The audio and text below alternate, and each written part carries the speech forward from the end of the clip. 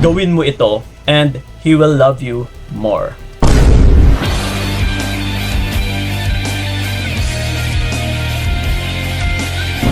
Yon. Yes, sa video na ito utol ay tuturuan ko kayo ng magandang pamamaraan para mas lalo kang mamahalin ng partner mo na lalaki, na mas higit ka pa niyang mamahalin. Lalong-lalo na sa ngayon, halimbawa na lang kapag binabaliwala ka, ine-echapera ka, or paulit-ulit ka na lang niloloko. Kumbaga pa, parang wala kang value or wala kang halaga pagdating sa kanya. So ngayon, sa video na ito ay tatalakayin po natin ito. Kung paano at saka kung ano ang dapat nating gagawin para mas lalo ka talagang mamahalin ng partner mo na lalaki. Para mas lalo niya ring makikita yung halaga mo. Ito mga utol, kung minsan kasi ay umiikot sa ating isipan yung takot. Na parang natatakot tayo, nauunahan tayo ng emosyon, lalong-lalo na kapag mahal natin yung tao. And kapag hindi na natin nakikita yung sarili natin na nahihirapan, nasasaktan, or kung ano yung magiging future natin sa taong ito. So, kung minsan, ito yung tinatawag natin na para tayong nabubulagan. And dahil sa pagiging bulag ay nagmumukha tayong TANGA. So, di ba? Pero kahit kung maririnig ito ng mga kaibigan natin, kakilala natin, is nakakahiya. Di ba? So, kailangan din nating or kailangan tayong gumawa ng paraan para malutasan or para malagpasan natin ito at saka para makamit natin yung kaligayahan at saka tagumpay. So ngayon, Kuya Kiko, ano ba ang dapat nating gagawin? So, isi-share ko lang sa inyo mga utol yung mga experiences ko din pagdating sa larangan ng pag-iibigan dahil isa din ako sa kagaya ninyo na nasaktan dati. And mostly sa mga coaches ay ganun din. So, but may kanya-kanya kaming pananaliksik or pag-study or pag-aaral o pagsisiyasat ng bawat estilo or ng bawat anggulo din kung paano laruin at saka kung syempre kung paano na rin i-deliver. So may kanya-kanya kaming estilo kumbaga at saka paniniwala. So but ito sa video natin na ito utol ay magagaranti ako sa inyo magagawa at saka magagawa nyo talagang mas lalo kayong mamahalin ng mga partner ninyo na lalaki. So ito, diretsahang sagot. Ano nga ba yung dapat nating gagawin? Kailangan utol ay mabibigyan natin siya ng fear of loss. Yung tipong may takot siyang mawala sa'yo. So ngayon, tatanungin ko muna kayo. Meron bang takot yung partner mo na lalaki na mawala ka? Okay? So pag-isipan mo ng maigi or isipin mo ng maigi. So ngayon kung naiisip mo na, parang wala nga Kuya Kiko kaya nga niya ako niloloko, binabaliwala kasi parang ako yung may takot din na mawala siya. So, diyan pa lang, nasasagot mo na kung ano yung nagiging problema. Dahil sa ikaw yung may takot at saka siya yung wala or nawala ng takot sa'yo, kaya ka na-e-echapera. Kaya kayo humantong sa ganitong situation.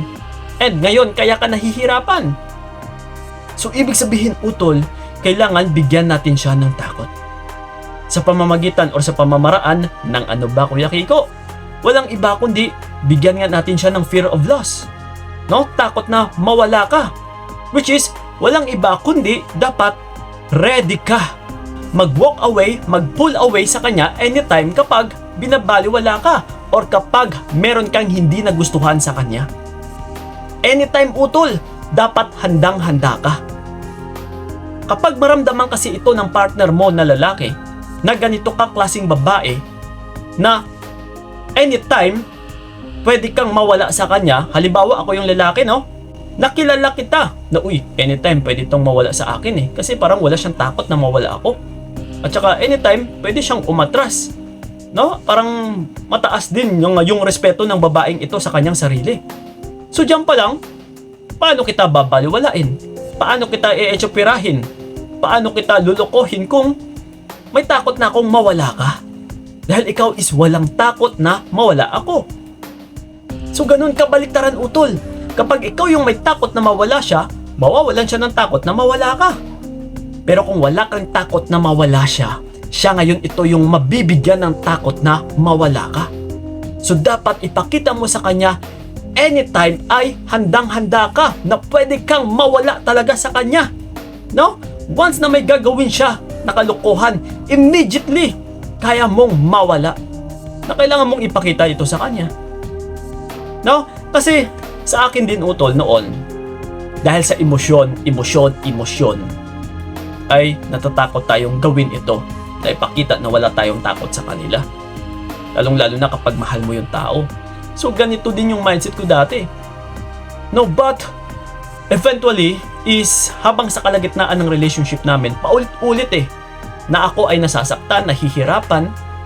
So marami akong ipinasok sa aking isipan na pinipilit kong imulat yung aking sarili sa katotohanan.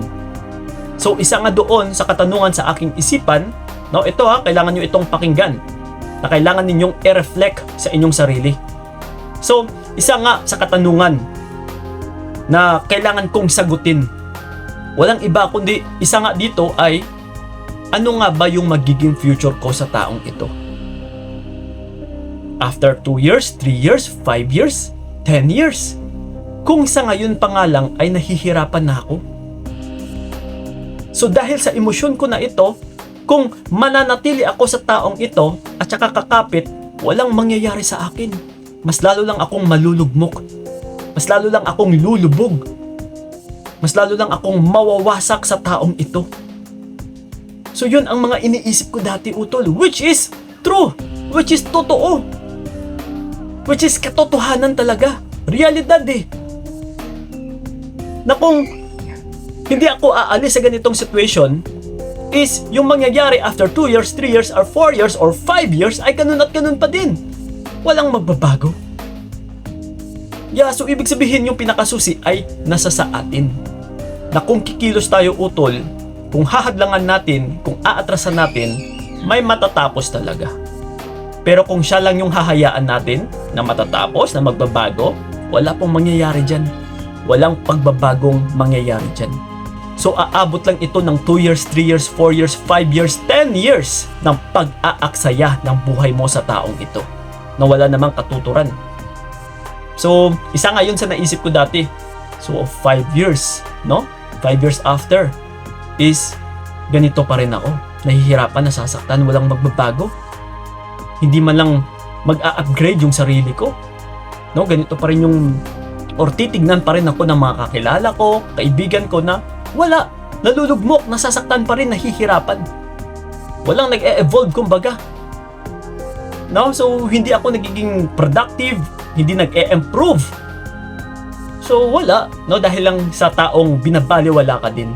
So ang nangyari, yun na nga, nabigyan ako ng lakas ng loob.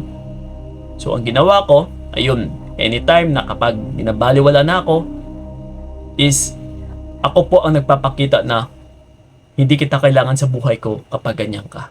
So anytime pwede akong mawala sa'yo kapag paulit-ulit na lang. So yun po, no, ay kailangan mong panindigan ito utol, hindi yung hanggang sa salita lang.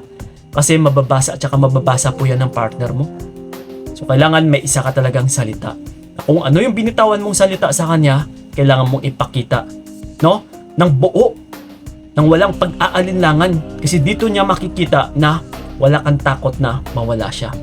So ngayon, siya ito yung may takot na mawala ka. Kung hindi pa rin siya mabibigyan ng takot sa'yo, isa lang ibig sabihin nun, hindi ka mahal ng taong ito. So, ano yung rason para manatili? Wala. Nakukuha? Okay?